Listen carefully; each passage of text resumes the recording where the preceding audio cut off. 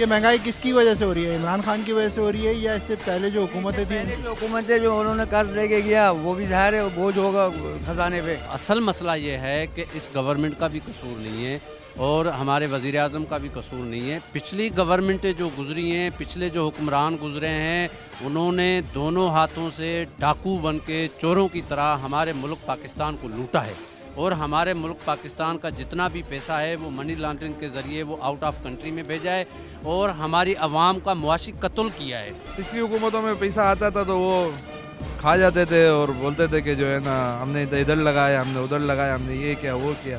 पिछली हुकूमतें थी सब जैसे मसनूई बुरहान किया बताया डॉलर का, इसको रोका गया था, वो बढ़ रहा है तो इस हुकूमत पे लग गया वो। अच्छा मुझे ये बताइएगा, आजकल जो टीवी पर एंकर शोर मचा रहे हैं महंगाई का और हुकूमत को गालियां दे रहे हैं, बददुआएं दे रहे हैं, इस पर आप क्या कहेंगे?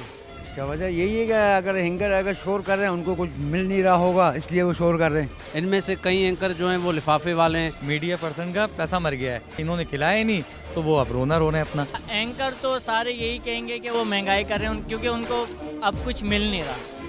क्योंकि मिल नहीं रहा मतलब क्या? पहले कुछ मिलता था उनको? पहले जो मिलता था अब उनको दरअसल वो लिफाफे जो होते थे वो नहीं मिल रहे। जो एंकर है उनको माल मिलना बंद हो गया। लाजिमात है, माल नहीं मिला हुआ तो शोर तो लाजिमातें करेंगे। आज जो भी हम भुगत रहे हैं या जो गवर्नमेंट भुगत रही है वो हमारे पिछली गवर्नमेंटों का किया धरा है। पिछली हुकूमतें खा गई हैं अवाम को और हुकूमत को इस हुकूमत को रोना पड़ रहा है। आज नहीं तो मेरे को लगता है कि अगले साल तक इंशाल्लाह सब कुछ ठीक हो जाएगा। हुकूमत तो अपनी जगह बेहतरीन जा रही है, काम अच्छा कर रही है।